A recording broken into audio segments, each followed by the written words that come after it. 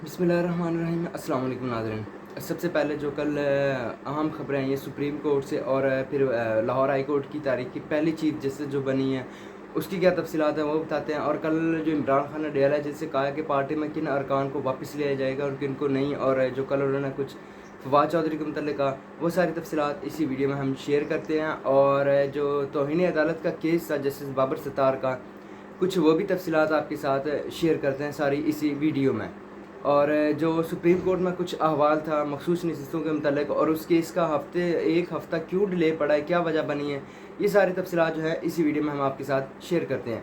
नाज़रीन, सबसे पहले हम जो मुख्तसर न्यूज़ है उसकी तरफ आते हैं, फिर हम आएंगे मखसूस नशिस्तों वाले मामले पर। जो कल डियाला जेल में समाअत थी 190 मिलियन पाउंड केस की, उसमें जो है वो प्रोसिक्यूटर ने अपना कहा कि हमें जो है बुशरा बेगम की गिरफ़्तारी के जो ना वारंट जारी हुए हैं और ना ही ज़रूरत है, तो उनकी जो गालिबन है वो ज़मानत जो मंजूर हो गई है, साहब अदालत ने कर ली है। उसके बाद आ जाते हैं हम जो कुछ जो उन्होंने इमरान खान ने कहा कि पार्टी में किन को वापस लिया जाएगा और किन को नहीं। उन्होंने कहा जिन पर, तो वो तो एक वाज़े पहले भी बता चुके हैं अब भी, कि जिन पर तो पार्टी में तशद्दुद हुआ है, यानी कि जिन पर तशद्दुद हुआ था उनको तो पार्टी में वापस लेने का सोचा जा सकता है। जिनको उनकी करप्शन की फाइलें दिखाकर उनको पीछे किया गया है, तो उनको जो है वो उनके लिए रास्ते बंद हैं। ये कल उन्होंने वाज़े कर दिया है कि जिनकी फ़ाइलें दिखा के, यानी कि जिन्होंने करप्शन की थी और उनको जो दिखाई गई है फ़ाइलें, और उसके बाद वो पार्टी से पीछे हट गए और छोड़ गए, तो उस पर जो है उन्होंने कहा कि उनको वापस नहीं लिया जाएगा पार्टी में। और उन्होंने मज़ीद कहा कि जब मैं जेल से बाहर आऊँगा तो मैं ख़ुद ही ये सारे मामला देखूँगा और उसके बाद फ़ैसला करूँगा।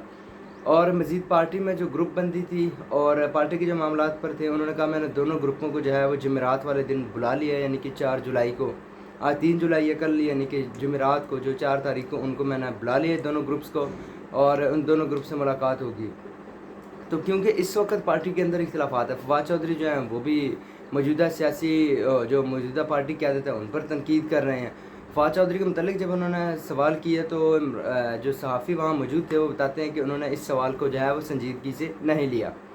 उसके बाद आ जाते हैं जो chief justice Lahore high court justice Aalia Neelum साहिबा जो हैं वो अब पहली खातून चीफ़ जस्टिस होंगी। पहली खातून वज़ीर आला के बाद जो है ये बड़ी डेवलपमेंट है कि पहली खातून चीफ़ जस्टिस होंगी, क्योंकि अब ये सीनियरिटी बेस नहीं देखा गया। पहले 3 जो सीनियर मोस्ट थे उनकी जो लिस्ट गई जुडिशल कमीशन के पास, और उन तीनों में से जो है वो एक को सिलेक्ट कर लिया गया। अब रह गए जस्टिस वो जो है शुजात अली ख़ान साहब और जस्टिस अली बाकर नजफ़ी साहब। अब ये दोनों इससे जो जस्टिस आलिया नीलम साहिबा हैं इनसे सीनियर थे, लेकिन जुडिशल कमीशन ने मुतफ़िक़ा तौर पर जस्टिस आलिया नीलम पर जो है इत्तेफाक किया और उनको जो है वो chief justice Lahore high court बना दिया गया है, और ये पहली खातून चीफ़ जस्टिस होंगे। क्योंकि अब पहले सीन होता था कि जो सीनियर मोस्ट होता था वो चीफ़ जस्टिस बन जाता था, लेकिन इस बार जो है वो रूल चेंज हुआ है और पहले 3 जजेस में से किसी एक को जो है वो चीफ़ जस्टिस बना दिया गया।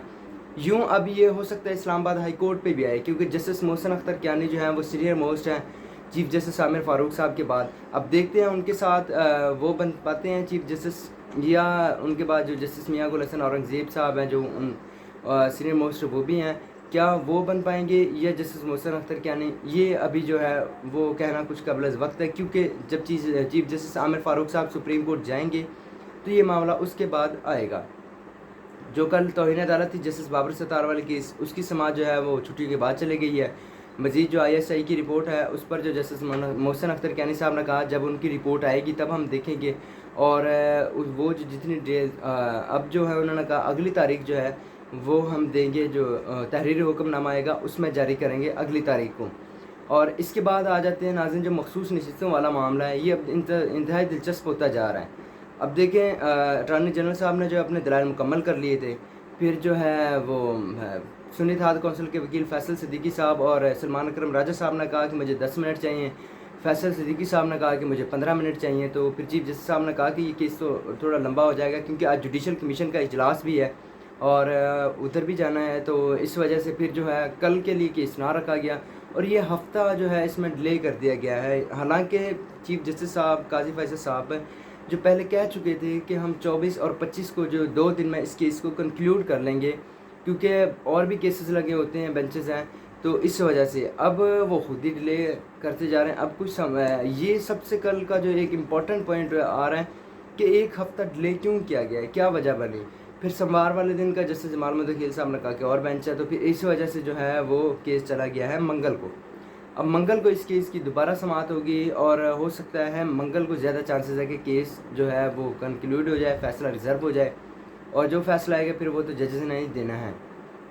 تو ابھی کہنا کچھ قبل از وقت ہے, کیونکہ کل جسٹس منصور علی شاہ صاحب نے ابھی جو کہا الیکشن کمیشن خود پھنس گیا ہے. اس کی وجہ یہ ہے کہ ایک تو سب سے پہلے انہوں نے جو کی 13 جنوری کے فیصلے پہ جو بلا لینے والا انتخابی نشان تھا, اس کا جو ہے اس پر جو ہے پی ٹی آئی کے سارے امیدوار آزاد کر دیے. پھر اس پر جو کافی بحث چلی اور سپریم کورٹ کے ججز معزز ججز صاحبان نے جو سوالات کیے, اور اس کے بعد آ جاتے پھر جو انہوں نے سنی اتحاد کونسل کو پارلیمانی پارٹی تسلیم کر لیا. پھر جسٹس منصور علی شاہ صاحب نے اٹارنی جنرل سے استفسار کیا کہ آپ نے تو ان کو جو ہے وہ پارلیمانی پارٹی تسلیم کر لیا ہے, تو پھر ان کو جب پارٹی تسلیم کر لیا تو پھر ان کو مخصوص لسٹ سے کیوں نہیں دی.